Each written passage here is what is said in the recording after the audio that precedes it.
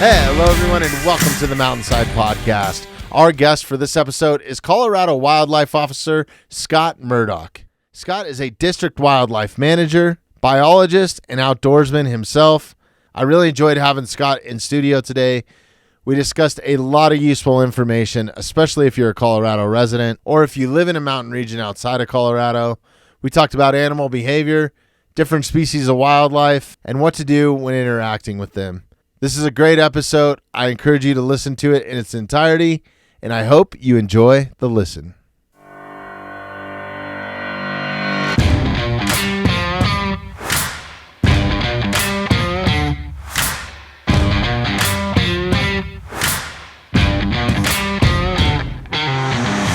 Ladies and gentlemen, Scott Murdoch in the house. Thank you for joining us. I know you're on duty right now, so if a call comes in, you might have to run out of here. So that'll determine maybe how long the podcast is. Sure. But we're super happy to have you, man. I don't know how much, Jason set us up today, and we didn't really get a chance to talk prior than today, and this is the first time that we've met. Sure, yeah. But since we started this podcast, what episode number is this going to be in? I believe it's 57 or something. Dude. Yeah, I think up there. This will be episode 57. Yeah. But I don't know if you noticed on any of those emails that were going around, it said podcast guest for episode 1. Right. So I've been trying to get you guys in here since day one of this thing, you know. And, gotcha. Okay. COVID came along. Me and Jason were talking pre-COVID, and COVID came along and threw a bunch of wrenches in the gears, and now we're finally making it happen. So I'm super excited that you guys are coming in to talk to us. You're a wildlife agent. What is your general area? Do you cover a large section? Yeah, absolutely. So my official title is the district wildlife manager, and it's kind of complicated when it comes to what we do and in our commissions. Obviously, we're law enforcement and how that works, because we've got a lot of people that are game wardens or wildlife officers, but they may not be a district wildlife manager. And so I'll kind of explain that. But so I'm a district wildlife manager, which means I've got kind of a district, which is a geographical area. Mine more or less incorporates kind of the 285, Conifer, Southern Evergreen, Bailey area. And then within my work unit, I've got 6 other DWMs, or district wildlife managers, who are commissioned, that work within all of Park County, Jefferson County, Clear Creek County, Gilpin County, and just a hair of Boulder County. So 7 of us that cover, that's a lot of ground to cover. 4+ counties. So there are not many of us. And then we've also got wildlife technicians that are in this same working group. And actually all 4 of them are commissioned as well. So they're considered wildlife officers, even though they're not district wildlife managers. And then we're supervised by one individual who's our area wildlife manager. And we've got 18 areas in the state. And each of those, and then I guess it's divided up again into regions. And we've got 4 regional managers, and then they are underneath of our director. And that's kind of the format that we have. And there's about 131 districts in the state. And so that's how many officers we have, field officers, similar to my role. So. Sure. And I think there's over like 1,000 species of wildlife to manage, right? Right. Within all that, right? Yep. Right down to field mice or whatever. Right. Yeah. What's really unique about the place that we live here in Conifer and Evergreen is we've got such diversity. I mean, we just a few minutes down the hill and you're down into kind of plains, transition up into the mountains, and we've got 14,000 foot peaks, within 30 minutes of Evergreen here. So yeah, no, it's wild. You get everything. It's pretty fascinating. We actually had some antelope over off of Guanella Pass the other day. Really? Headed up there, so they probably came over from South Park. So you just never know what you're going to run into. So, yeah, no, it's wild. And that's one reason why I love living here, because I can travel 30 minutes down the hill and I'm at 5,000 feet. Right. And I can go 45 minutes up the mountain and be at 14,000 feet. Yep. I mean, I'm talking driving time, obviously. But, Sure. But yeah, that's pretty special, man. And I love living here. I grew up here, and it took me a while to appreciate it. But I don't really know. I kind of know a little bit of the history, and I'm not sure if I'm setting you up for failure with this question, but I'm going to ask it anyways. Sure. The history of wildlife agents, where did that all kind of come in?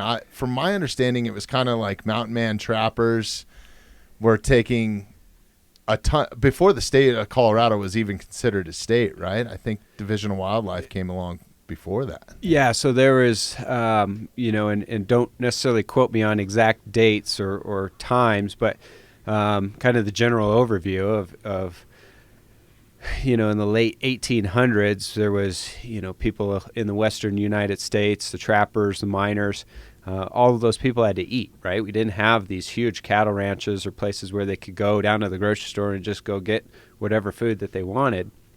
And so, they're living off the land, and they're eating bison, and they're eating elk and deer and sheep and whatever else. And so you had trappers that were trapping beaver and other fur bearers, and they would trade those hides for other goods. It was their barter system. They Clothing, would actually, hats, all that sort of stuff. Exactly. It wasn't a world of synthetics like it is now. And so, they had to get their food, they had to get their shelter, and so the resources on the ground is what they went after. And there wasn't any laws saying how many bison you could have or how many elk could you kill. And so people would shoot whatever they saw.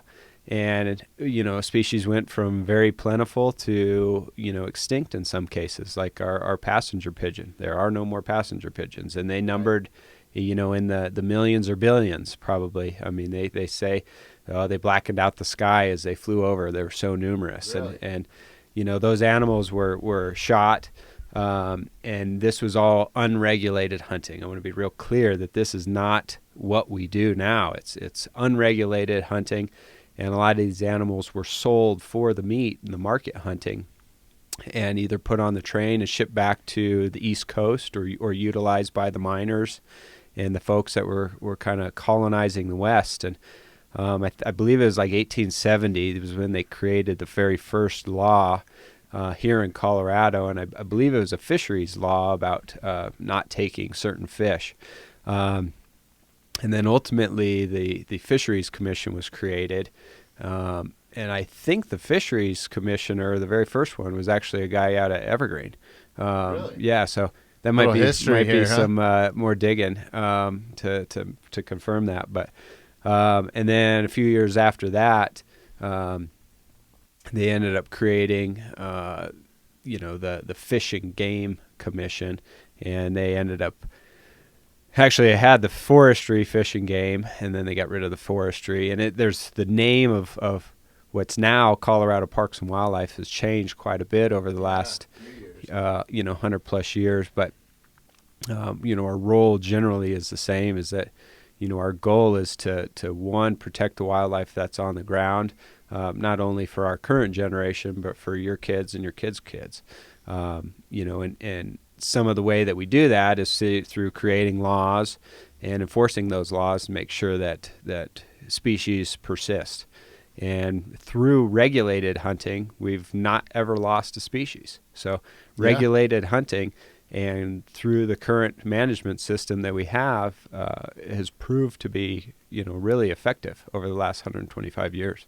Yeah, and I think that there were some species from that era, when you guys were first implemented into the state and then nationally, basically, they were pretty much wiped off the mat, and they've been brought back to where their populations are more stable now than they were 120 years ago or 100 years ago. Yeah, exactly. I mean, whitetail were very few on the East Coast. Bison went from many, many millions to very few. Elk were almost extirpated from Colorado. Moose were the same. We know we used to have lynx and wolves in Colorado, and those had been extirpated, and we're starting to see the resurgence of a lot of those species. A number of years ago, we did a lynx reintroduction. We've done moose reintroduction in the late 70s. And then obviously we're working on a wolf reintroduction here in the next couple of years. Yeah. So there's a lot of things that have been going on. I mean, even the elk that you see around Evergreen, I mean, those were not here 70 years ago. I mean, they were hunted, to very low numbers. So. Yeah. How's the lynx population now? Because when I was a kid growing up, and I mean that was 35 years ago. Sure. I know that was a big deal. It was about the time that they were reintroducing, I think, lynx, or right around there. And I remember, I think a wildlife agent came into the school or something like that, and they were like, if you see one, please call us and let us know so we can keep tabs on where it's at. Might have been before you guys did a lot of collaring and that sort of stuff.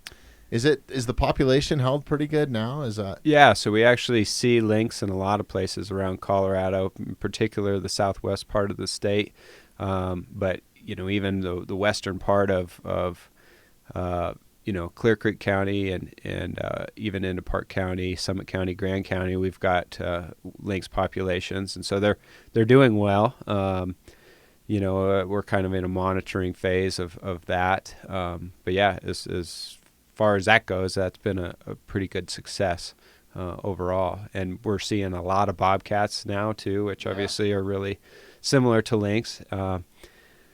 And we're seeing really good populations of bobcats. We're seeing more and more of them along the Front Range, down in the subdivisions in Highlands Ranch and Roxborough and Castle Rock, and even in Lakewood and Littleton, you'll see bobcats in people's neighborhoods. And so, these animals are becoming more numerous, and they're starting to utilize kind of some other habitats because, they're filling, previously open voids. And so that's pretty cool to see. Which is happening all over up here too. Yeah. Yep. Yeah, no, I think in the last 5 years I've seen 2 lynx, and one of them was super special, man. I was bow hunting, just sitting on this field, and it came in and sat down and hung out for a minute and then took off. And sure. Pretty cool animal. Oh yeah, really cool. Really cool to see. Yep. What do you think, and I don't want to go too far down this rabbit hole because I know that there's politics involved and we're not a politics podcast. Sure. And that's not why I brought you on, but let's just generally talk from a biological standpoint. The wolf thing, there's people on both sides of the fence of that. It's pretty controversial in some other Rocky Mountain regions. Some of our neighboring states are pro it, and some of them are anti-wolf. Mm-hmm. And these animals don't really recognize, borders, that sort of thing. So I would imagine that's a super hard thing to try to manage, right? It's something that has a crazy migration pattern, and that's honestly why we have some wolves here now. Correct me if I'm wrong on that. But what does that do to these other predators and stuff? When you introduce another apex predator, is that going to affect our mountain lion population, you think? Do you think it'll affect black bears, lynx, that sort of thing? Or it certainly could. I know in other states they've done some studies that have shown that wolves will actually kill young mountain lions. So there could be some direct losses to that. You may see changes in migration patterns and use of species like deer and elk and moose in particular. So that will probably be pretty likely. No matter where those animals are reintroduced, they're going to move to whatever habitat is suitable.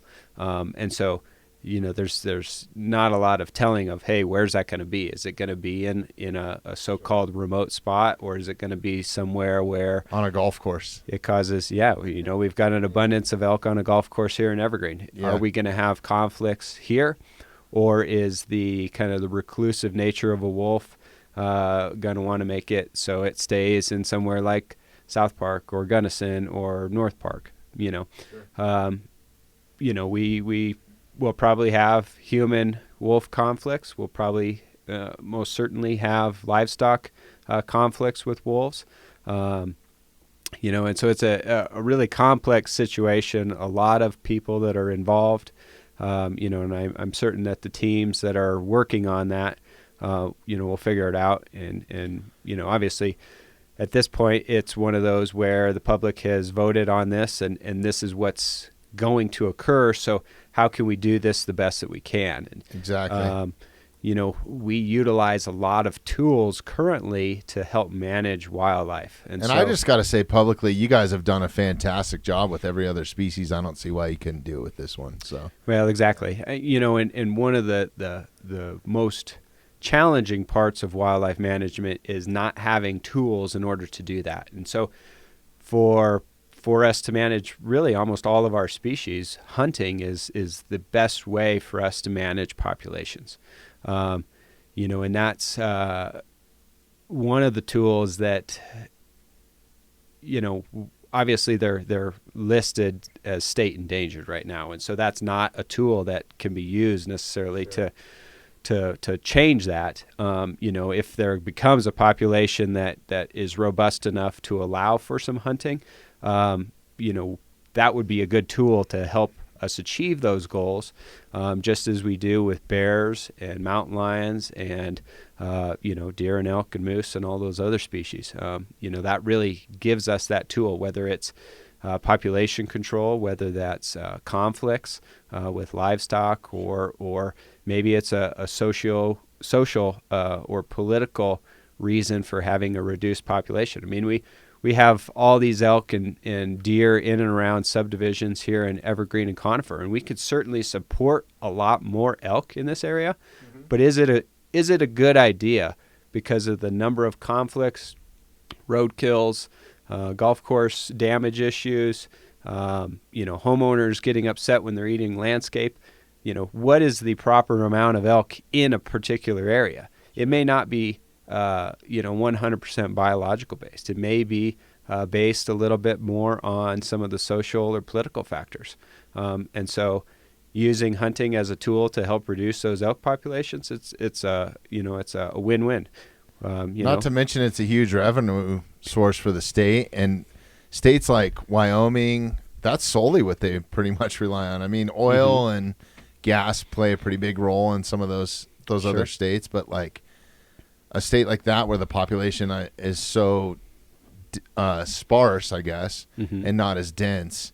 I mean, a lot of their revenue comes from hunting and stuff too. And I know that's a big part of the state of Colorado too. Yeah. I mean, just outdoor recreation and hunting, fishing contributes, I think the last number I saw was like $3.5 billion in revenue to the state, which is incredible.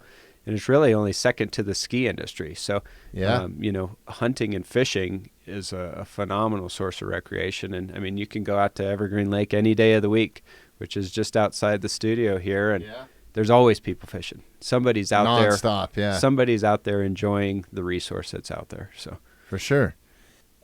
Can we dive into a little bit of, like, what are your responsibilities as an agent on a daily basis? And maybe you could explain a few of those other roles that are beneath you or above you too. Sure. Yeah. So as a district wildlife manager, one of my obvious roles is law enforcement. And so I carry a law enforcement commission. I went through a police academy, and so I have the same certification as state trooper, deputy. We can handle any wildlife type issue. So wildlife law, which is our Title 33, we can handle traffic, we can handle criminal. Our focus is wildlife, and so that's what we focus on mostly. And so if we deal with, say, a domestic assault or something, which we end up dealing with from time to time, but our preference would be to have a deputy or something handle that, or the state troopers handle traffic. Sure. And we certainly help each other out if there's, the need to do that. But law enforcement is a huge part of what we do, and enforcing those hunting and fishing laws, kind of, one, it keeps folks kind of thinking about, hey, is this the right thing to do? And with that said, most of our hunters and fishermen do the right thing. We do have obviously some bad apples, and we need to address those. But, law enforcement is one of the components of what we do. The other components, we're actually all hired as biologists first. And so my degree is actually in fisheries from CSU. And so we really are all biologists. And so without having a good background in biology, it's really hard to manage the wildlife, right? I can imagine. That's great. In order to know how many wildlife or licenses to issue, you got to know how many wildlife are out there. And so doing different surveys or censuses, through different biological techniques, that's important. And then probably our last thing that we do is kind of the education, customer service, component. So whether it's hunter education, or educating homeowners or HOAs about living with wildlife or bear conflicts, talking to different businesses about trash management, especially in bear season, It's which huge, is right now. Education is really a big part of what we do. So that's kind of the three main things we do, along with few hats there, huh? property management too is another one. So yeah, on any given day, I mean, this morning I dealt with a roadkill deer.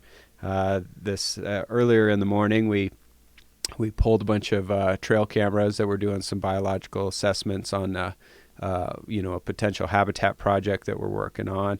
This afternoon, who knows? Maybe I'll now you're on a podcast. Doing education, and maybe this afternoon we'll do some law enforcement. So yeah, a little bit of I everything. bet you have some crazy stories. Oh yeah, yeah. Oh, Any that really stand out that are just like out of the norm that you deal with on a monthly basis or yearly basis or anything like that? Is it? Some of the outrageous behavior of folks poaching things can be, pretty amazing. Just either their mindsets or behaviors are just kind of, like what were they thinking? You know, some of that type of stuff. I've never understood it. I don't know if it's just no education. In your experience, what typically is it? I mean, does it vary from mental illness? Is it? I mean, I'm sure there's a lot of factors that go into it. Yeah, I think it can be a number of things. I mean, obviously we write tickets. Most of those tickets are minor, and I would say there's a certain percentage of them if folks are just naive. They don't know what the law is. Sure. And then there's a certain component of the public that, and this is probably most of our tickets, are they feel like, well, nobody's watching. The fishing's really, really good today, so maybe I'll take a few extra fish. Got it. They're maybe not a bad person, but maybe they made a bad choice that day. And then the last person, which is the true criminal, is somebody who's, going out maliciously trying to break the law and doing whatever it takes. And they may have, maybe they're just a killer. Maybe they like killing stuff. Maybe they're a trophy hunter. Maybe that's all they're doing is they want to just, show off to their buddies. Maybe it's an ego thing. And those are the types that are probably the biggest drain on the resource, but also the most difficult to catch. And disheartening, right? Exactly. I would imagine. Yep. And those are the ones that stick out in the public's mind of this is why I don't like a hunter, especially from the non-hunting public or even the anti-hunting public, as they see this type of person who is not representative of the overall hunting community, doing things that are frankly make other hunters and legal hunters irate. Yeah, because it makes me really upset. Yeah, so somebody that follows the rules all the time, and then just the ethics behind it, I guess, is a lot of it too. Sure. I think most of the hunters that I know are super ethical when it comes to it. Sure. And honestly, they might care about that animal's life more than the person buzzing down the highway that doesn't hunt. Yep. Disobeying the speed limit or whatever in elk country or whatever it is, And I don't want to put a label on anybody, but sure. I would say hunters are probably some of the most caring people when it comes to the actual species that they're hunting, because they understand it. And they also understand the value of the life, I think. Absolutely. For the most part, and from what the hunters I've ran into, both hunters and anglers, and myself as a hunter and angler, I value and recognize the contribution that animals providing for me and my family of providing the resource. And while I like to pursue, say, a trophy bull, elk, or buck, because it's a mature animal, it's representative of a superior animal in that population. Just because I'm hunting a mature animal doesn't mean I'm out trophy hunting or poaching. But I'm very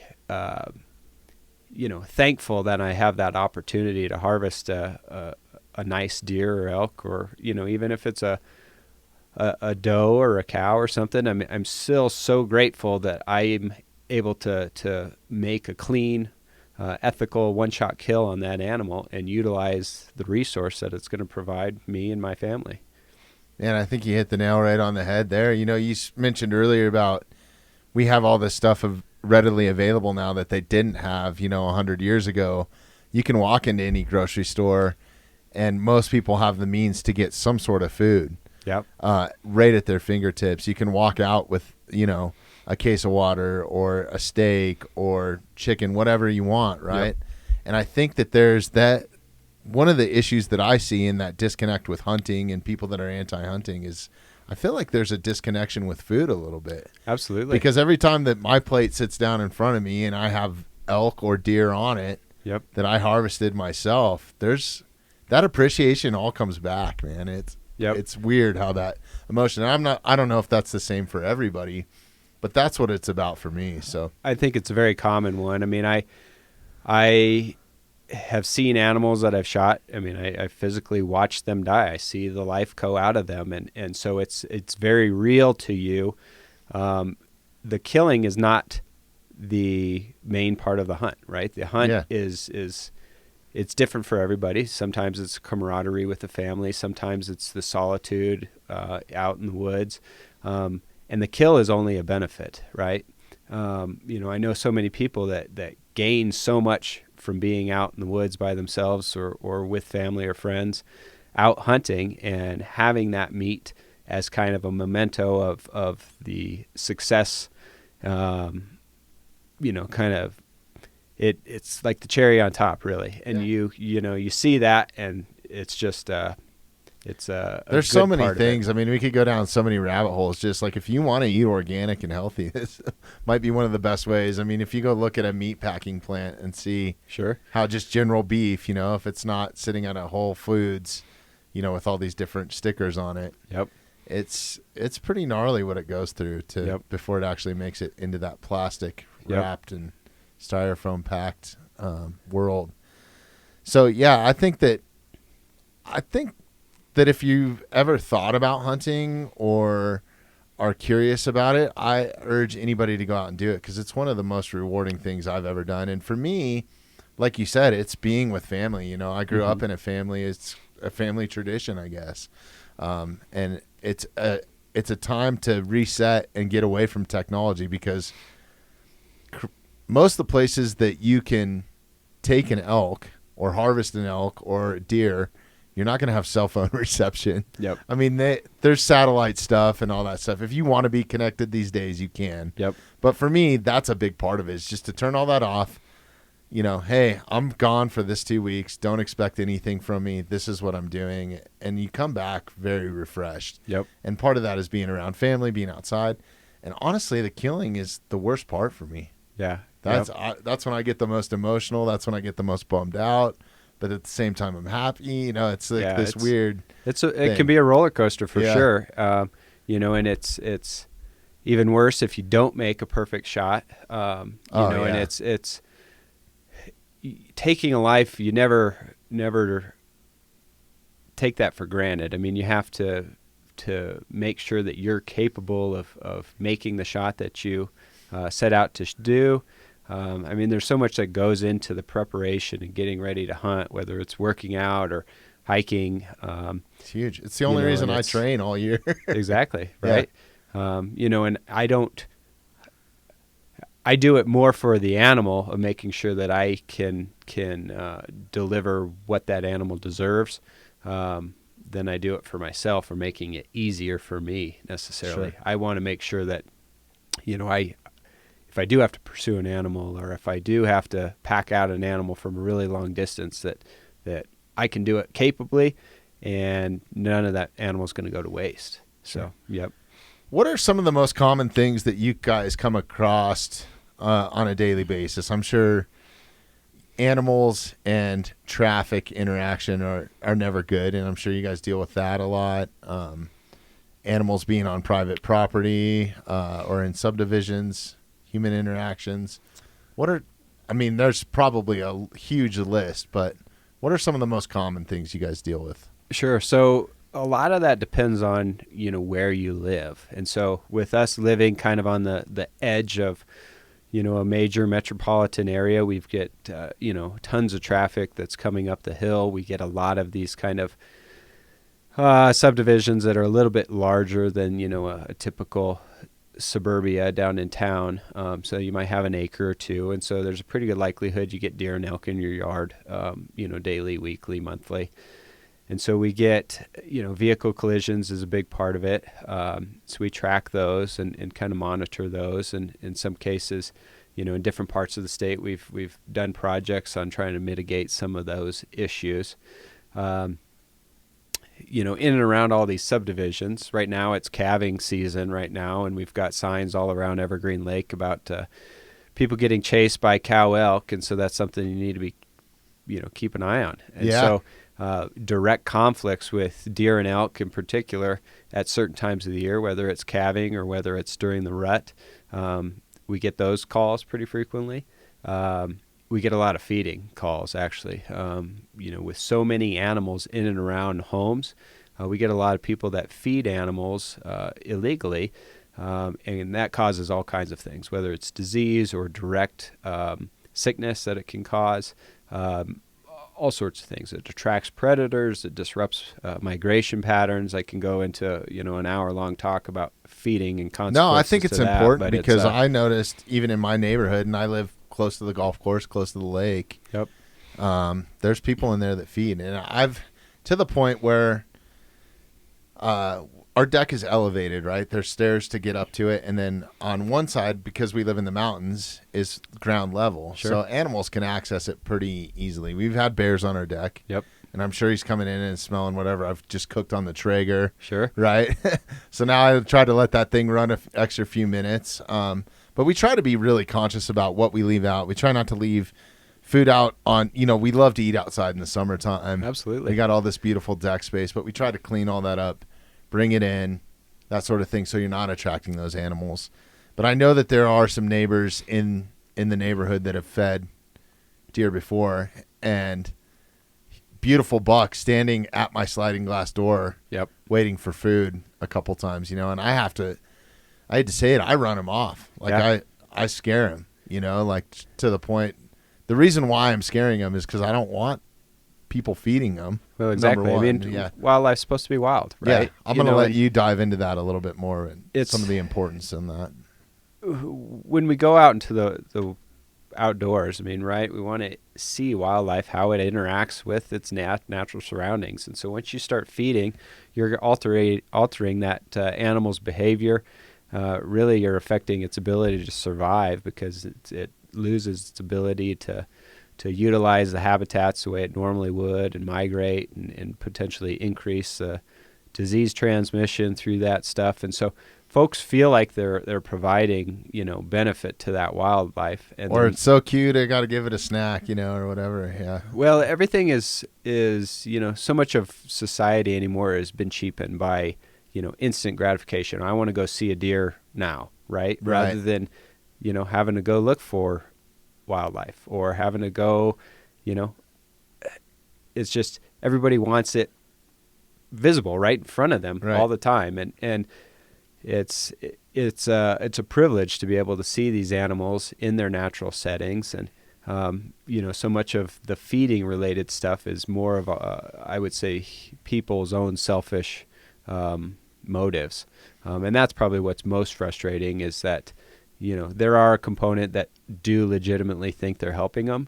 And then there's a component that they don't really care, but they want to do it because they want to see them and the health of the animal is secondary. And so that's what's most frustrating with the feeding related stuff. Do you guys get calls on that a lot? We do. Okay. Yep. We get calls from people, either they've talked to their neighbor and haven't got anywhere or, they see something and are kind of concerned. Winter times when we get the most feeding, just because people are so concerned that animals are not going to have food. Our deer around here don't die from starvation. They do just fine. We don't have super deep snow like some of the other parts of the state. We don't need to supplement feed. And actually, deer and elk are adapted perfectly to survive on things like sticks and twigs and dry grass and leaves. The gut bacteria in their stomachs that's what it's designed to do. I mean, they've been here for thousands of years and have done just fine. And you're going to see some cyclical patterns too. and that's just nature. And nature sometimes not the most kind thing. That provides food for other animals, right? Exactly. We got to let wildlife be wildlife. So yeah. If you do encounter some of our larger predators, I'm going to call them A-type predators in the state. We know we have wolves. I don't know if we've had any interaction with that. I've seen some photos and stuff like that from people. That's about it. But I would say the most common are probably black bears, a mountain lion occasionally. We've already had a bear attack this year, right? Mm-hmm. What are some of the things that you should do if you see one and you're on a trail, hiking, it's in your yard? What do you want the public to do? Sure. With bears, most cases, it's going to be a defensive sort of attack, right? Maybe you got a sow with cubs, or maybe you've blocked some sort of escape route for that bear. Maybe the bear got into your shed or your house, and then you go into the house, and you're in the door, and the bear wants to get out, and so you get ran over by the bear or swatted. That's probably our most common type of interaction. Occasionally we'll have people that are camping and maybe a bear comes into a tent and somebody gets injured. But generally, with few exceptions, most interactions with bears are defensive in nature. And two, injuries from black bears are usually mostly minor, right? If a bear is legitimately trying to kill or eat you, I mean, it's perfectly capable of doing that. And that unfortunate situation down in Durango this year, is kind of showcases that. But that's by far pretty uncommon, though. Not the norm. Yeah. When it comes to mountain lions, right, they're a obligate carnivore, so they have to have meat, which means they're going to be, if they charge you, in most cases, it's because they're trying to eat you. With that said, attacks with mountain lions are exceedingly rare.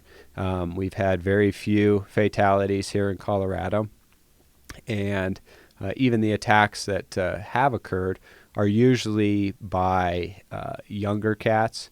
And in often cases, they're either injured or sick or have some sort of other factor going on that's kind of contributing to that. So, we've got a tremendous number of mountain lions up and down the Front Range here, and we've got literally millions of people hiking up and down our trails and utilizing open space. And heck, they're in neighborhoods. I would bet money within a half a mile of us right now there's a lion somewhere. Oh, I know there's one in my neighborhood. There's plenty of lions, and really they don't want anything to do with people. But you also don't want to be stupid, right? If you've got little tiny kids, don't leave them out alone at dawn and dusk in your few acre parcel. There's kind of some common sense things that you would want to do. Sure. Make loud noises as you're hiking, so that if there is an animal around, one, it knows that you're actually a human. It's not stalking, say, a deer. And if you're smaller in stature, so if you're by yourself, you probably want to start hiking with somebody else. Or if you have your kids with you, you probably want to have them kind of closer to you, just so that you can protect them. Any of these predators are going to kind of make this assessment in their mind before they attack. Okay, it's like a cost-benefit analysis to them. Is it worth attacking this prey item in order to get the reward? And the bigger the prey item, the riskier it is. If you get kicked in the jaw by an elk, you break your jaw, now you starve to death. Whereas I can go after a raccoon, pretty likely I'm going to be successful in that with little to no injury. Sure. And so the hungrier you are, the more likely you're going to be taking riskier prey items. And so, that's something for folks to think about. Most men are going to be 150 pounds and up. That's a pretty good sized prey item for a cat. And because we stand up versus be on all fours like most, or, all ungulants, I guess, right? Yeah. It gets that Bigfoot, right? Yeah. There might be some of those in Bailey. But they don't recognize us as prey. We look a lot bigger than what we actually are. And so that's why usually if there's an attack, it's on, say, your dog or something, or, even like a goat. They're going after the smaller items for sure. Yeah, goats and sheep, livestock that people keep in their backyard. Everybody's got chickens right now. Yep. So Yeah, I can imagine that interaction's gone up a little bit since then too. Yeah, we get lots of those get eaten every year. And that's it's just going to happen. I mean, when you live in the mountains where bears and lions live, you're going to have to pay the tax man at some point. So yeah. Yep. What are some things that you can do around your property that don't necessarily destroy the habitat, but like, just for example, the grass will grow 3 feet high, and the reason why I cut the grass on my entire property is because I got young kids. I got 3-year-olds that are running around. Yep. We also have a privacy fence that I normally at night I make them play back there because it's one more obstacle, right? Exactly. And we're always outside with them. But those are some of the main reasons why I do cut the grass. And you'd be surprised. I mean, we had a black bear come into the neighborhood last summer when it got super hot. We were in an extreme drought, and we had a wildfire, 5-6 miles from us. Yep. And it was a small bear. I'm pretty sure it was juvenile, but sure, they were after water, I'm pretty sure, at that point. And we had a bear in the neighborhood. I'm sure you might even responded to the call. But in broad daylight, and they are so quiet. You would never even hear them coming. Yeah. And where I hunt on some private land, it's all acorn, patch type stuff. And when that stuff falls off in the fall during archery season, it is impossible to be quiet in there. Oh, yeah. Yep. And I can have a 300-pound bear over, Turkey Creek area. Yep. Walk right through there, and it's not even, you don't even hear them. It's insane. Yeah, those wildlife, I mean, they're so perfectly adapted to their habitats, and they'll utilize the habitats in and around your home just as they would anywhere else. And so if your property is overgrown and shrubs and downfall and boulders all around, those animals are going to use that because, it's that same cost-benefit analysis. They feel like, hey, I've got the upper hand here. It's low light. There's brush all the way up to where your goats are being stored. It's perfect for them. Yeah. Whereas if you go out and clear some of that out, clear some trees, clear some shrubs, open that area out, you're going to, kind of reduce the likelihood that animal is going to want to hunt in that particular area. Yeah. And then, I know bear spray is a big thing, right? Like if you're out hiking or in the backcountry or something like that, bear spray can be pretty popular item to have in your backpack or readily available on your belt. Does that work on a lion? Yeah, it will.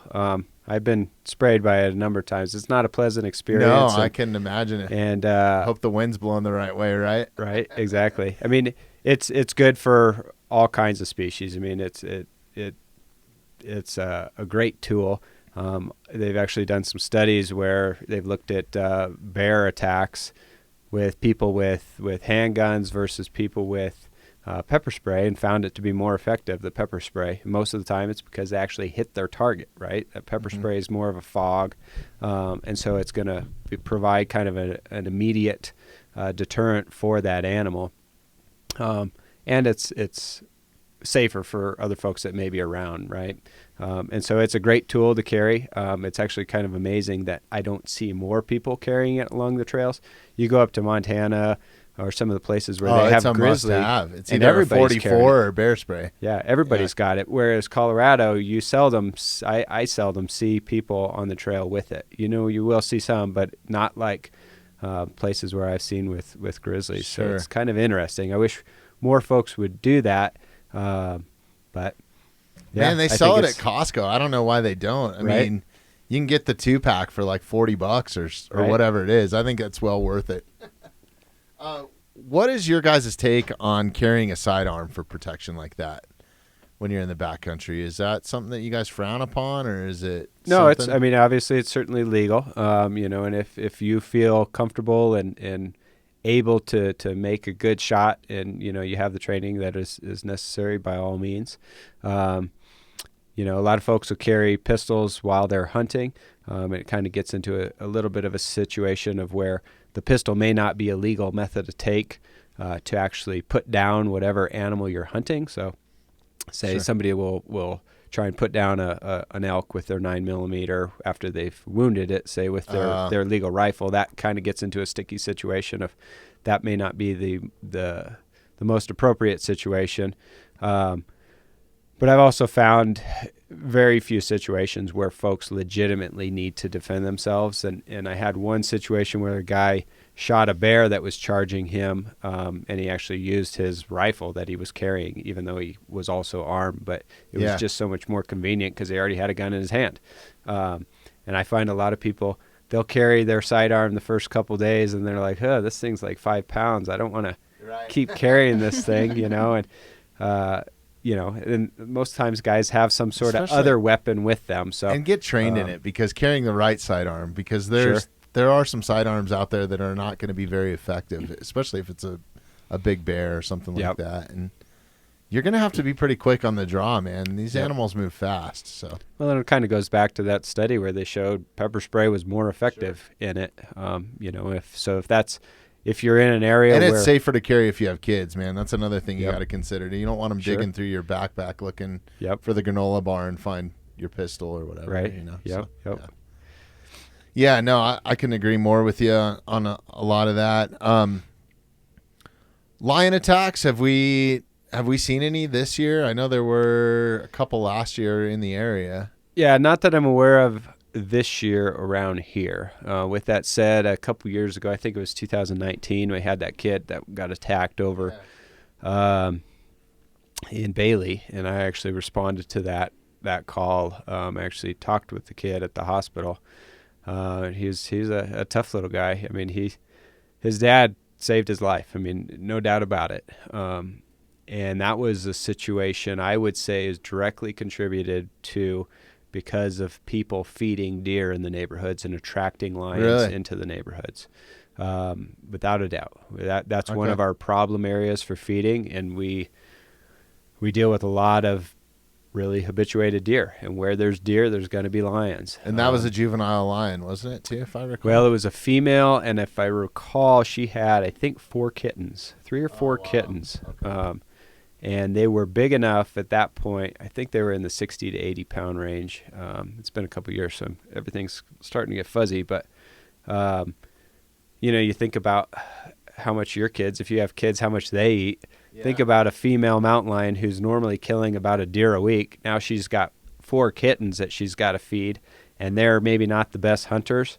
We're pretty certain that it was the juvenile males that were involved with that kid. Mm-hmm. And so, they're out there and they're looking for a lot of meat, and they're looking for easy prey, and they're not very good hunters. And that was a situation with the juvenile lion. And fortunately, I just think about a 200-pound house cat. Like, how easy is it to entice a house cat to play with you, or like a string and a, all you need is a piece of twine or something like that to get them going. So, but we all know what a house cat can do to you if they really want to.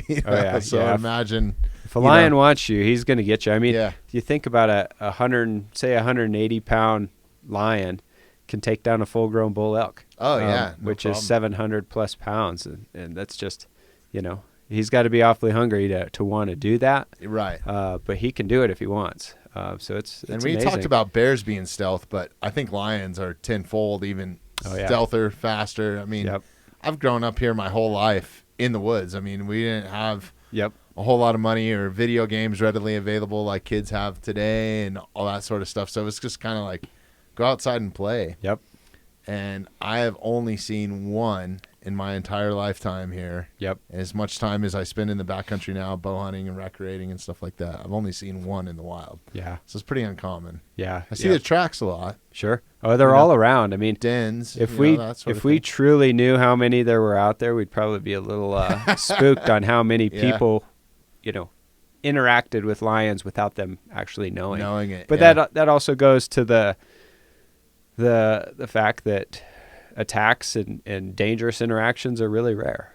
You're far more likely to get hurt probably driving to your hiking location than you are on your hike. And so, that's, I think, a good thing for people to keep in perspective. Because people, I think lightning strikes are like number one in the backcountry. Yeah, I think, probably something so. like that. Yep. Yeah. So it's pretty uncommon. You brought up Sasquatch. Have you guys ever been called for a sighting on that? You would be amazed. Really? Yeah, we've been. Yeah. Wait, how many Sasquatch calls do you think you've got? Oh, in my career over here, probably at least a half a dozen. Probably most of them in Bailey, but Really? the Bailey officer probably has a lot more good stories on that. But Sure. yeah, we just kind of shake our heads and okay, yeah, well, or we get a lot of, it was surely mostly it's the verbalizations or the vocalitions of the, I wonder if they've gone up. Sasquatch. So they, Oh, really? everybody knows that. They must howl in this certain Right. way, and Well, that's crazy. Like So- if you hear a lion, I've heard lions before too at night, and you would think an old lady is severely injured. Oh, yeah, like the it's- noises that they make. it's definitely It's strange. concerning It's if you're not. what. Yeah. If you've never heard it or know what it is, it's definitely concerning. Yeah, luckily So- I was with one of my uncles, and was younger, and he was like, "Yeah, no, that's what that is. That's a lion. That's Yep. not somebody injured." So Yep. kind of crazy. Urban legend, urban myth, backwoods myth, whatever. Grizzly bears. Are there any in Colorado that we know of? I mean, there's been the occasional sighting here and there. Yeah. So I think a video popped up somewhere of. I'm something? not aware of any credible Okay. sightings. Sure. I've had probably one or two, supposed sightings, in my career that I've gone on and looked for evidence of, either looking for tracks or scat for DNA, and none of which I've been able to confirm. I think it's pretty unlikely Sure. at this point. Movement from where grizzly bear habitat is right now down to where potential Colorado grizzly bear habitats quite a bit further. And unlike wolves that are migrating from, say, Wyoming, they incorporate or kind of utilize different they utilize different habitats than a grizzly bear would, and there's just less of that kind of in between Wyoming and Colorado, and so probably pretty unlikely at this point. But you never know. Have you ever heard talks of reintroduction of that? I mean, None serious. I know there's some public groups that have kind of pushed that over the years, Yeah. but nothing that I've really heard specifically. So yeah. all right, well, that's good. How often, or what is your guys' interaction with wildfire when that starts happening? I mean, more than likely, you guys are probably called to the scene first because you're probably the closest, right? Do you guys have any interaction with that? So we've got a few different roles. One, we do controlled fires. We've got our own properties that we do some controlled burns on from time to time, whether it's slash or we, in conjunction with the Forest Service, this last spring, we did kind of some habitat work, and wildfire mitigation through the use of fire. But when it comes to kind of uncontrolled fires that start randomly, we're often the ones either closest by or we get people that will report to us, and we serve probably more as a supportive role. We let the firefighters kind of do their thing. Some of the wildlife officers have red cards and can help out with some of the fire stuff, but really we serve more as kind of evacuation and kind of supporting the community and what they need. The last fire I dealt with was that one down at Bear Creek I guess it was this winter, at Bear Creek Lake, and so we were evacuating some of the neighborhoods around there, pretty much at the direction of the PDs and the sheriff's office there.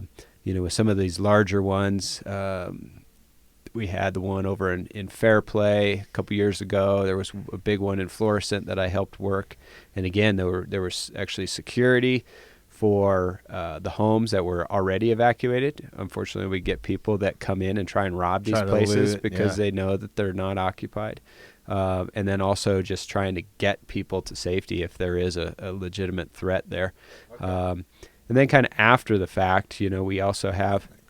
I just want to make sure you're good. Yeah. Okay, you can throw that up here too if you need Yeah, to. no So worries. yeah. Not an important call. Okay, cool. I'll address that later. So, All right, appreciate that. I just wanted to make sure we weren't missing something. Yep. With like the some of the bigger forest fires up in Fort Collins last year and the Grand Lake fire, I know some of the wildlife officers up there and the biologists did a lot of surveys after the fact. What were the impacts to the wildlife? Are there wildlife that is injured or burnt? Are we going to have to put down wildlife that's critically injured? There were some bears I know a few years ago, maybe it was last year, that were down one of the Durango fires that were rehabilitated and later released after they were burned in a fire. And so, some of that role that we end up serving. Our aquatics guys are also heavily involved with the fires because you start getting all this runoff of the soot and the soils that Ends are up eroding. in the streams, yeah. Just like the situation with the Hayman fire in the Deckers area, really decimated that fishery for quite a while. And so our fisheries guys are really, really involved in kind of assessing what are the impacts to the population, and how can we improve that, and some of it's habitat work, some of it's, stocking or all kinds of different things. Sure. And then how often are you guys running across somebody that has because you guys are in the backcountry all the time. How often are you guys running across somebody that has like a crazy fire going or something like that? Do you guys have any interaction? Yeah, all the time. Okay. Yep. So are you helping during fire bans and stuff to help enforce that as well? Yeah, we certainly do. Okay. I know one of the guys that I work with frequently, he was up in Clear Creek County this last weekend. There's a fire ban, and he was scratching quite a few fire ban tickets up there. And, it can be kind of hard to figure it out because so many different counties that you deal with. But they also do a really good job on the sandwich board signs on the highway or the VMS boards or whatever they are, trying to publicize that too. And I think if you part of your responsibility though is going into the backcountry and camping, fishing, hunting, wherever you're going. There's so many regulations, and we're cruising through the time, so I want to dive into fishing here in a minute, and this is one of the things I wanted to talk about. But there's so many regulations everywhere you go, and part of your responsibility is being a sportsman or an outdoorsman or just even recreating is knowing those laws before you go, right? Absolutely. Yep. Yeah, it can be kind of daunting, especially if you're not an avid hunter or fisherman. We do publicize certain regulations at areas that, we get a lot of people. If you go down to Deckers, you're going to see 1 million artificial flies and lures only signs. So it's even on Bear Creek. They're all over Bear Creek right here below the dam. So we don't like to just trick people, right? That's not our goal. I mean, we want voluntary compliance and knowledge of what's going on, with the resources and why are we doing this? Why is the restriction? Is it a wild reproducing population rainbow trout, or is it an invasive species? Do we want additional harvest on that? There's a reason for all of those rules there. Back in the day, you used to be able to keep 8 rainbow trout per person. Now it's 4. Why is that? Well, there's 2 to 3 times as many people as there was 20 years ago. And so as populations change, the regulations will change depending on the availability of whatever resource that you're at. And we publicize this through regulation brochures. So every year we put out all of the rules and regs. And you can get them almost anywhere. Yeah, any license agent, hunting and fishing store, Walmart's, Big R, any of our offices, all the state parks have them. Yeah. They're free. You can get as many as you want. But for example, just like on streams and rivers, and even right here out of our studio door, there's different regulations on that river, probably 4 different regulations in the spans from the headwaters all the way down to the tailwaters, right? Where some of it's gold medal, some of it's, artificial only, some of it's non, you can fish on bait or whatever, right? Yep. I'm totally butchering this right now. But well, you're exactly right. I mean, we may have up in the high country, you may have native cutthroats up there, so that's catch and release, and it's because of maintaining a cutthroat population. And then as you go down, you may start transitioning into brook trout, which we have pretty liberal regulations, right? You can keep up to 10 brook trout on top of your 4 if they are under a certain size. And so that allows you to keep a lot of brook trout.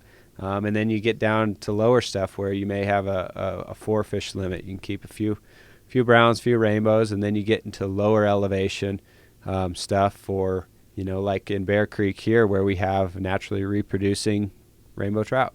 And so we want to protect some of those, and we don't allow any harvest of those. So, there's a lot of regs, and we unfortunately don't make it easy on anglers because there are so many complexities, because the natural world is just that. It's got to be that, But it, and that's through some of our law enforcement efforts too, is that we're trying to educate folks too. It's not just we're going out and writing everybody a ticket that doesn't know what's going on. Sure. It's how can I gain compliance to this regulation? Does that mean a ticket? Does it mean just talking to the person and saying, hey, here's what the reg is, and making sure that you know what you can do. Here's the resource, how you can figure it out if you go somewhere else.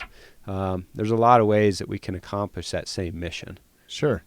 If somebody is reading the regs and they're a little bit confused on it, is there a spot where they can dive deeper into that to get information, or where would you like to see them go? Yeah, so there's a lot of maps in the reg brochures. A lot of these streams are called the same thing. So it's Bear Creek in Jefferson County, obviously different than Bear Creek in, say, Mesa County. Right. So the maps that are in that brochure will kind of spell out, hey, this is the section that's this. And so some people are better, visual and seeing it in a map. That's me for sure. Or some people are better at reading a description of it. I like the maps. I think that's easy. We've got our some of our online resources. I think we have the Colorado Fishing Atlas that's got all the regs in there. Our phone numbers for our offices are also in the brochure, and we feel what's the website? Anna, can you pull that up? I think it's cpw.org or it's a hard one to remember. I always just Google Colorado Parks and Wildlife. Yep. It's all right, what are we looking at here? Just wanted to pull up Colorado Parks and Wildlife so we could tell the listeners where to go exactly, because I always it's cpw.state.co.us. That's why I can't remember. I got to set reminders or I get in trouble. Yeah, I mean, we've got a lot of resources, and I mean, feel free to reach out to the local office and get in touch with your wildlife officer. We do kind of what I started, actually, I'm going to plug my own event, but we do. Go for it. I guess earlier in the year, we came up with a thing where we're going to do coffee with a wildlife officer. And so we're doing, every few weeks, 2 to 3 weeks, we're going to meet with kind of some of the different folks in the community that want to come out and ask questions. And so we've got some different articles kind of summarizing a lot of what we talked about. And so our third article will be published this week, and it's going to be talking about some of the wildlife biology aspects of our job.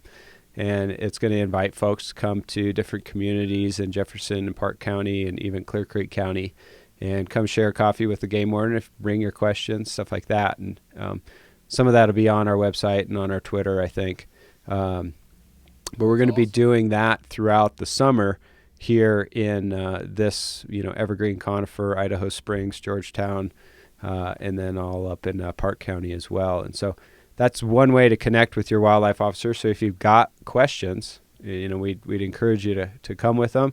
And if you can't make them, call our main office, and all of our phone numbers are at the front desk. And, I field plenty of phone calls from hunters and anglers asking whether it be places to go, where are some of the hot spots for hunting, just different tips and ideas and questions on regs, all kinds of things. It's crazy. I mean, how many times I've called CPW and they pick up the phone almost every time. It's pretty cool. Our admin staff is top notch, and without sometimes them, they call me. Right. Right. Yeah. Without them, I mean, the call load that I would have would be out of control. I mean, they field so many questions. Oh, I bet. It's really helpful. So Yeah.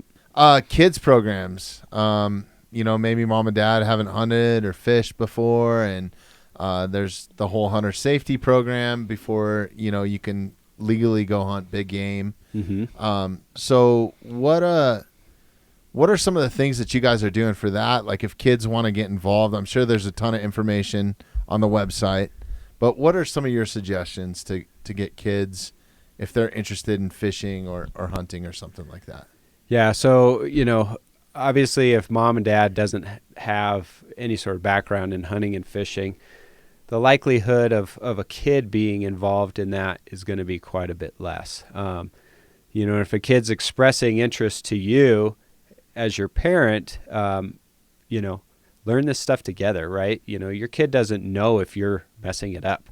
And so just go through the process with them of experimenting and trying new things, and you'll learn a lot about yourself, and you're going to learn a lot about your kids, and you're going to have a good time. And it really doesn't matter if you catch fish. If you go catch a crawdad down in the creek and have a good time, or flip over some rocks or catch a frog, who cares, right? If you're just enjoying time in the outdoors. And so just experimenting and learning to kind of play in the woods and water, that's a huge start for these kids and getting their interest going. We also have a lot of programs that we do, and you can find a ton of them on our website, both novice hunting programs. We do a ton of fishing clinics for various groups. It's a little bit different world now that we're kind of coming out of COVID. We haven't done a lot of those education programs like we normally do. In 2019 and a whole bunch of years prior to that, we always did Evergreen Outdoor Skills Day. And so that was a deal where we had, they could come and go fishing. If mom and dad have never fished, the kid wants to come fish, or anybody wants to come fish, we'll provide a free fishing pole. We'll provide bait. We stock the lakes, and they can come to an event where there's a pretty good chance of them succeeding at fishing. And we do these all across the state, these fishing clinics. Some of them involve, target shooting with bows, or, we even do some more advanced things where we do shotgun shooting or fly fishing, or, a whole bunch of different things. We actually do some mentored novice hunts in different places.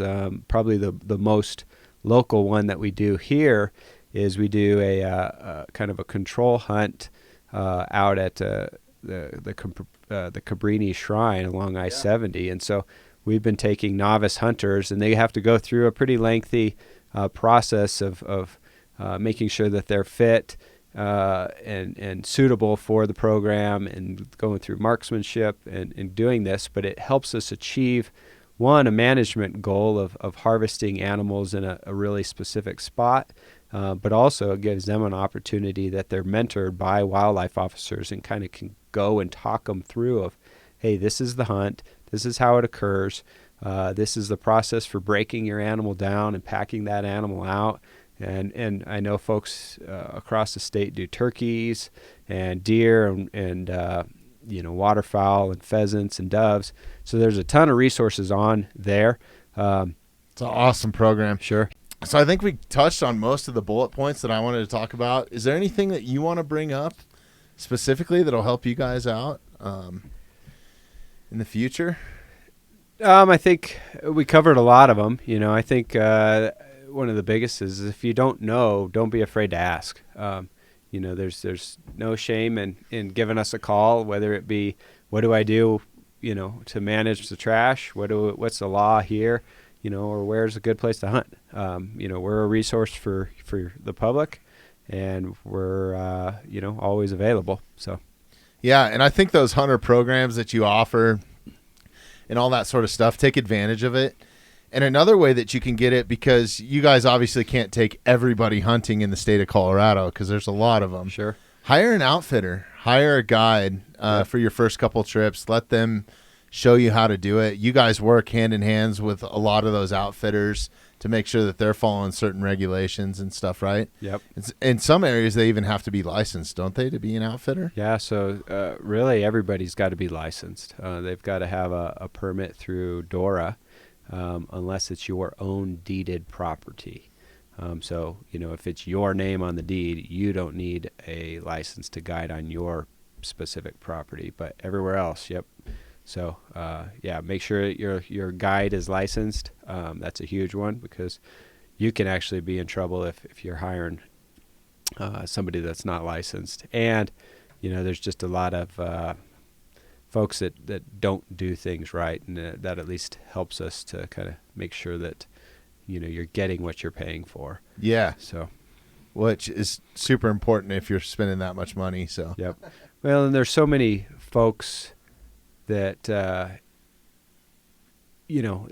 do hunt that could certainly provide some help to other hunters. And so if you know a hunter, don't be afraid to ask them or ask them, hey, do you mind being kind of my mentor and helping me figure this all out? Yeah, as a hunter, you should. I mean, we brought this up on the last podcast, and an outdoorsman in from Eastern Colorado, and he started an app called Infinite Outdoors. His name's Grant Stewart. Super smart kid out of School of Mines, and it's pretty cool. He's giving it. Their app gives access to landowners to have hunters come on, so you can rent it daily, like an Airbnb or something like that. Sure, right? Sure. And it's helping with conservation, because then they're able, these farmers and ranchers are able to have another revenue source. Sure. That's easy to manage and all that sort of stuff. So maybe it makes sense to have wildlife on their property then. You know what I mean? Yeah. So it's a pretty cool idea. One of the questions I had, a lot of the people that listen to this podcast are bow hunters. We're seeing this sweep across the nation. Chronic wasting disease. Is that getting any better or worse, or what are you noticing with that? So it's kind of slowly spreading across the country as well as Colorado. We're seeing more and more game management units seeing chronic wasting disease. Just a few years ago, Unit 46, which is kind of the Conifer Bailey area, didn't have CWD, and we've since seen those. And I'll say personally that the animals that I've seen that have tested positive are all subdivision deer. And so those are deer that are most likely being fed. And we see areas, all along the Front Range where we have pretty high prevalence rates. And then you go, say, just a little bit south down towards Hayman, and we have very few deer that have that. And, you look at population densities of humans and the currents of feeding, and, it doesn't take a rocket scientist to think that, well, maybe there's a link here. And so CWD is a huge one. When you have, 5, 10, 15, 20, or 30%, excuse me there. No worries. Of your population that has CWD, that's a huge loss on your population. And so, I think over the next bunch of years, you're going to see a lot of states adopting rules that are going to be supportive of CWD that are not going to be favorable. And maybe that's no baiting or, no supplemental feeding. So a lot of these states, like, especially southern states or eastern states that allow for baiting, they may have to restrict some of that or change their practices. And so hunters are going to have to adapt, because animals' behaviors are going to be different. And a lot of people say, well, it's unfair to bait anyways, and it's different in different places, and it's something you kind of have to frame of what is their objective. In a state that has, I think I was looking at North Carolina, they had something like 1.6 million deer there, whereas in Colorado we've got like 500,000 or 600,000 deer. Right. So they've got a third of the land mass and 3 times as many deer. Yeah, you can shoot like 3 or 4 deer in one hunt, right? Yeah, or something like that. It's nuts how many deer are available in a lot of these states. They've got daily bag limits, whereas we got yearly bag limits, which is kind of crazy in some of these areas. And baiting is one of the only ways that they can achieve a significant amount of harvest. Or in some cases, you can hunt deer with dogs in other states, which is really would be crazy out here. Like, it would blow your mind to think about somebody doing that. And so different methods are appropriate in different areas, but seeing baiting or feeding change all across the country, is, would certainly be favorable for CWD conditions. But yeah, it's And just for our listeners that don't know, CWD stands for chronic wasting disease. It's a horrible disease. If you Google it, be prepared to be shocked. I mean, it doesn't look like it's a pleasant experience for the animal to pass. Yeah. By any means. What are some of the rules and regulations if you do harvest a deer currently that you guys want to see practice? Because I know that there's some testing that needs to be involved, that sort of thing. Is it by game unit? How's that broken down? Yeah, so anybody has the ability to submit a CWD test for a fee, no matter where they're at. So if you have any sort of concerns about an animal that you hunt, I know it's usually the wives are like, hey, honey, you better go get your animal tested because I'm not feeding that to my kids yet, right. Which is a very valid reason. However, we do have some mandatory CWD testing units, and these are rotating. And so I think we're on a 4 or 5 year schedule. So, like the areas around Conifer and Evergreen 2 years ago was a mandatory submission year for that. And it was certain animals at certain seasons. And that gave us a lot of really good data. When we have voluntary submissions, while it's helpful for the hunter, it's not as helpful for us, because was that an animal that looked sickly and that person was submitting it out of concern, or is this animal representative of the overall population? It's a less biased submission. And so that's rotating around the state. And so in the reg brochure, it's going to have a section in there that explains the chronic wasting disease protocol. So if you've got one of those licenses, you got to bring in the head for testing. And you'll get it tested. They'll send you confirmation of that in your email if it's positive. If you pay to get it processed, they'll actually offset the cost of the processing up to a certain amount.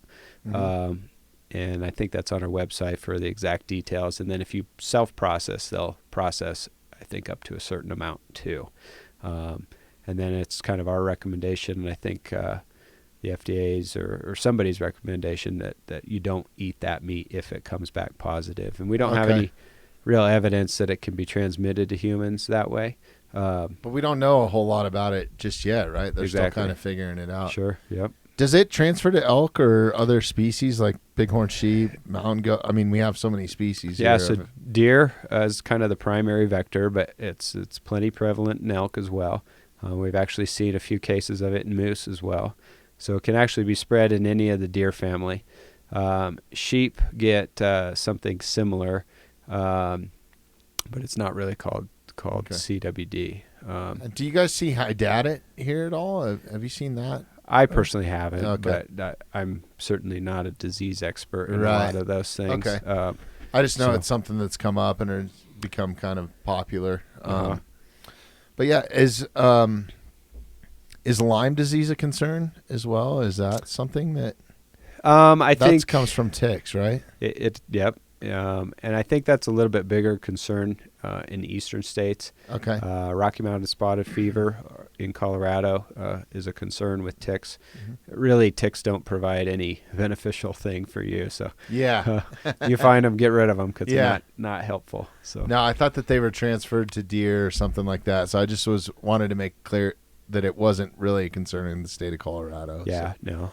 Okay. So going back to CWD,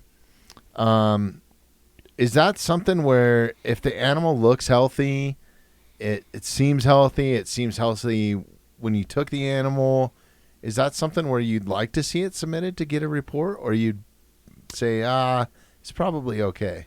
So in most cases, it's probably okay. With that said, though, just because it looks healthy doesn't mean it doesn't have CWD. Okay. So animals that clearly look sickly, you can often say, yeah, that's probably got CWD.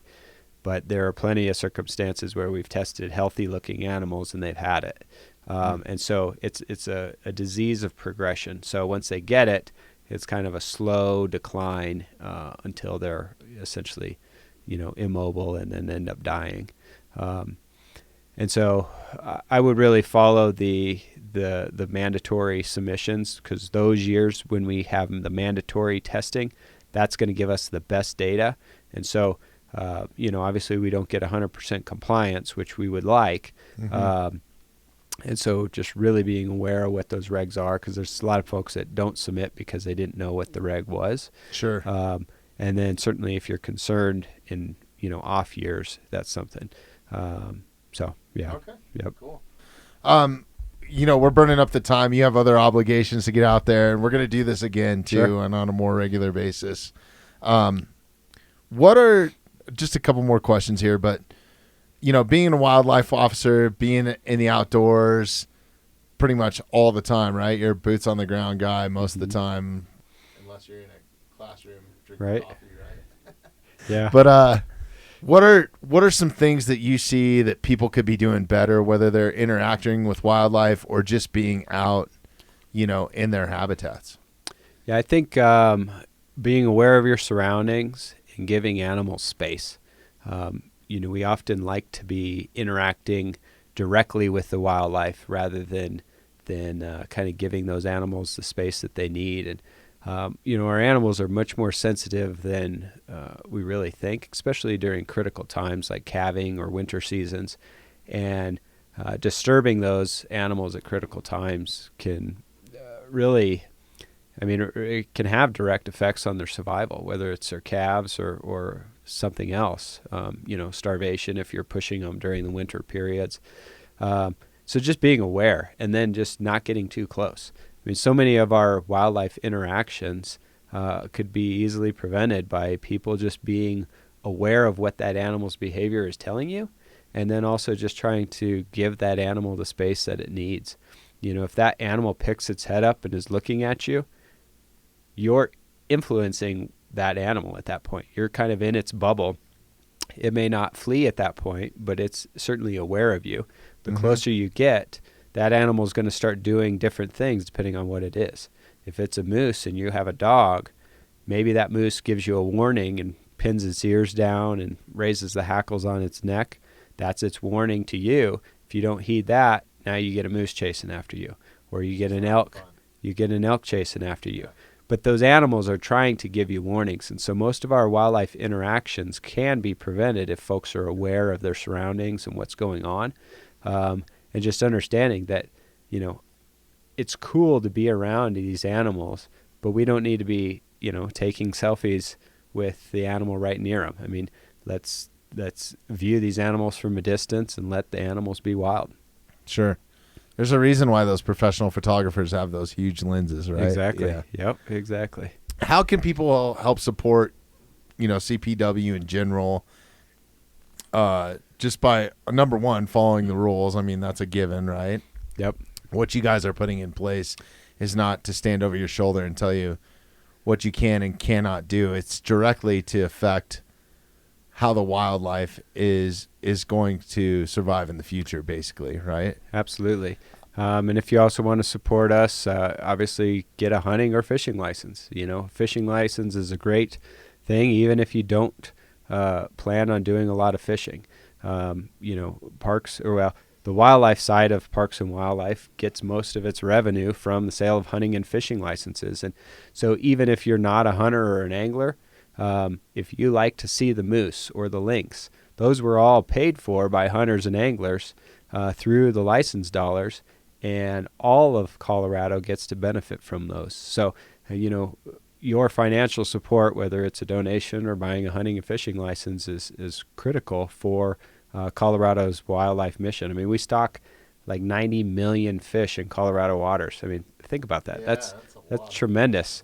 And all of those are raised by our hatchery technicians to be put into Colorado waters and have to be paid for by licensing, license fees. Yeah. So, yep. And then just the last question here. What do you guys got going on event-wise? Do you have anything coming up that you want to plug on here? So we've got our Coffee with the Game Warden. That'll be, I think our next one will be, June 26th. And we've got a few different locations where that'll be at, and that'll be publicized in a few different places on the specific locations. Okay. And then I think the next one that we'll do, I think, is in late July, and then a couple in August. So keep an eye out for those. As far as locally right now, I mean, we're still kind of dealing with all this COVID stuff and group sizes and all this stuff, and we're kind of trying to figure out, what's the best way that we can deal with that. Huge influx in people recreating, right? Yep. So I foresee, especially next year, hopefully things will be much more normal, that we'll kind of resume a lot of these ongoing projects or educational events that we've done. We've kept a lot of our education stuff much smaller. We've done, I know our Bailey officer, he did a fly fishing clinic a couple weeks ago. I helped out with an archery clinic down in Denver a few weeks back. So we've done a few of them, but we're certainly not at the same pre-COVID numbers as we were. But yeah. Well, you guys always got a platform here too, so if you ever want to come back, just hit me up. Absolutely. You got my number. Well, we appreciate it. We've had a fun time. Yeah, man, this has been a lot of fun. I really appreciate your time, Scott, and appreciate what you guys do, Parks and Wildlife, keeping everything going. Sure. I think you guys do a fantastic job. Please tell people where they can find you, if you have an Instagram, or I don't know if you want to put that out there or anything like that, or CPW's Instagram, anything like that. Sure. I think the easiest is, if they've got specific questions about, conifer or evergreen, they can connect with our office, I guess. So, okay. Yep. Perfect. Yep. Thanks for listening, everyone. I really appreciate everybody tuning into this podcast. This one means a lot to me. This is what I wanted to do from the beginning, and hopefully we'll be doing more of these in the future. So thanks again, Scott. Really appreciate it. Anna, how we doing back there? Everything looks great. All right. Awesome.